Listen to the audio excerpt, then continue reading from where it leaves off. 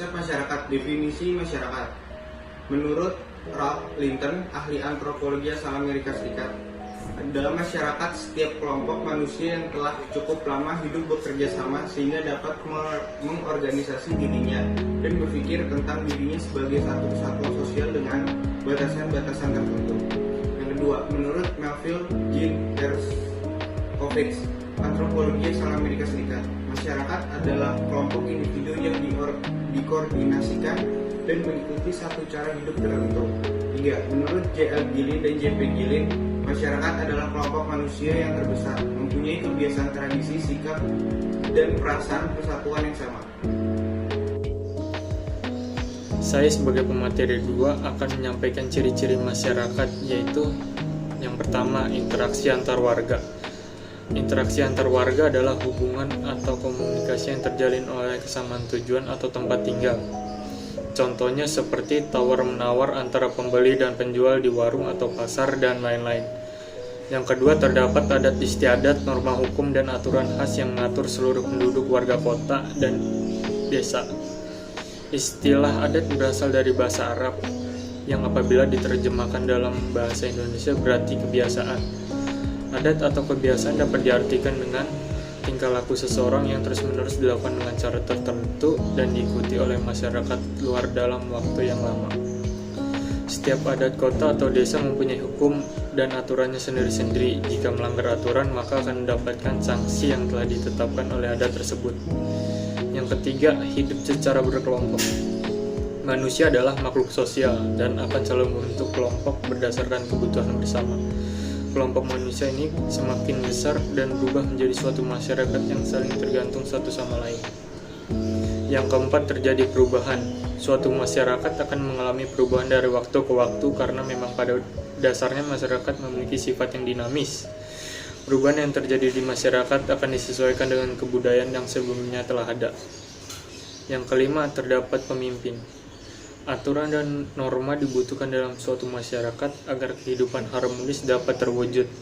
Untuk itu, maka dibutuhkan pemimpin untuk menindaklanjuti hal-hal yang telah disepakati sehingga dapat berjalan sebagaimana mestinya. Yang keenam, terdapat stratifikasi sosial. Di dalam masyarakat akan terbentuk golongan tertentu, baik berdasarkan tugas dan tanggung jawab, maupun religiusitasnya. Dalam hal ini, stratifikasi dilakukan dengan menempatkan individu pada posisi tertentu sesuai dengan keahlian dan kemampuannya. Terima kasih. Saya akan menjelaskan mengenai masyarakat desa, masyarakat kota, dan masyarakat pinggiran. Yang pertama, masyarakat desa. Masyarakat desa pada umumnya hidup bersama dan bekerja sama di suatu daerah tertentu dengan bermata pencaharian dari sektor agraris. Kehidupan masyarakat desa pada umumnya berkelompok dengan dasar kekeluargaan. Sebagian besar warga masyarakat pedesaan mempunyai pekerjaan sebagai petani. Pekerjaan-pekerjaan yang di luar pertanian merupakan pekerjaan sambilan yang biasa untuk mengisi waktu luang. Masyarakat pedesaan di Indonesia bersifat homogen, seperti dalam hal mata pencarian, agama, istiadat, dan sebagainya. Selain itu, kehidupan masyarakat pedesaan di Indonesia identik dengan istilah gotong royong, yang merupakan kerjasama untuk mencapai kepentingan bersama. Yang kedua, masyarakat kota. Penduduk kota bertempat tinggal di dalam dan di sekitar suatu kegiatan ekonomi, pemerintah, kesenian, ilmu pengetahuan, dan sebagainya. Masyarakat kota memperlihatkan sifat yang lebih mementingkan rasionalitas dan sifat rasional. Mereka tidak mau menyampuradukan hal-hal yang bersifat emosional atau yang menyangkut perasaan pada umumnya dengan hal-hal yang bersifat rasional. Itulah sebabnya tipe masyarakat itu disebut netral. Yang ketiga, masyarakat pinggiran. Masyarakat pinggiran ialah masyarakat yang tinggal di daerah-daerah pinggiran kota dan sebagian besar merupakan kaum pendatang dari desa. Kehidupan masyarakat pinggiran selalu diwarnai dengan kegelisahan, kemiskinan, dan mencari nafkahnya dengan cara menjadi pemulung atau mengumpulkan barang-barang bekas. Masyarakat kawasan pinggiran mempunyai karakter saling tergantung dan berciri kekerabatan. Halo, perkenalkan, nama saya Lukman Yuda Benanda. Saya akan membacakan masyarakat berdasarkan taraf struktur sosial dan kebudayaan. Masyarakat berdasarkan taraf struktur sosial dan kebudayaan itu terdiri ada 3, 1. Masyarakat sederhana. 2. Masyarakat madya. 3. Masyarakat modern. Jelaskan pengelompokan masyarakat berdasarkan mata pencarian. Pengelompokan masyarakat berdasarkan mata pencarian biasanya dipengaruhi oleh faktor iklim dan juga kondisi tanah. Yang pertama, iklim dengan curah hujan yang tinggi dan mempunyai intensitas cahaya matahari yang bagus akan menghasilkan kondisi tanah yang subur, sehingga biasanya mata pencarian masyarakat tersebut menjadi petani atau peladang. Yang kedua adalah iklim dengan curah hujan yang cukup rendah tetapi mempunyai intensitas cahaya matahari yang cukup tinggi, menghasilkan kondisi tanah yang kurang subur tetapi dapat menumbuhkan tanaman seperti rumput-rumputan, sehingga masyarakat bermata pencarian di daerah tersebut biasanya menjadi peternak. 3. Iklim dengan curah hujan yang cukup rendah tetapi memiliki intensitas matahari yang cukup tinggi di daerah pantai sehingga menghasilkan mata pencarian di daerah tersebut sebagai nelayan.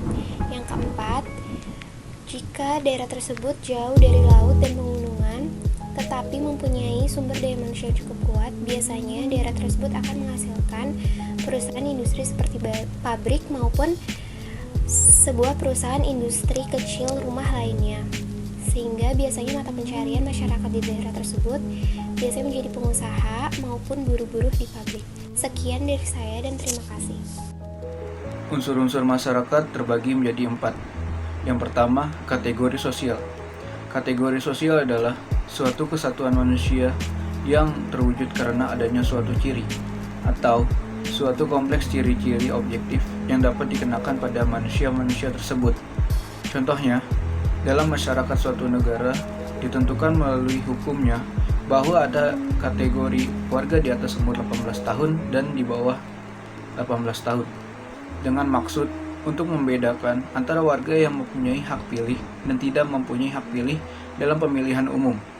Yang kedua, golongan sosial. Menurut Pitiram Alexandrovich Sorokin, seorang sosiolog dari Rusia, golongan sosial adalah pembedaan penduduk atau masyarakat ke dalam kelas-kelas secara bertingkat atau biasa disebut hierarkis. Contohnya adalah kelas sosial tinggi upper class, kelas sosial menengah middle class, dan kelas sosial rendah lower class. Di kelas sosial tinggi contohnya pejabat, kelas sosial menengah PNS, dan kelas sosial rendah adalah petani atau buruh. Yang ketiga, komunitas. Komunitas adalah suatu kesatuan hidup manusia yang menempati wilayah yang nyata dan berinteraksi menurut suatu sistem adat istiadat, terikat identitas komunitas dan memiliki patriotisme dan nasionalisme. Contohnya, kesatuan-kesatuan yang terdapat pada kota, desa, atau RW. Yang keempat, kelompok sosial. Kelompok sosial adalah himpunan atau kesatuan-kesatuan manusia yang hidup bersama.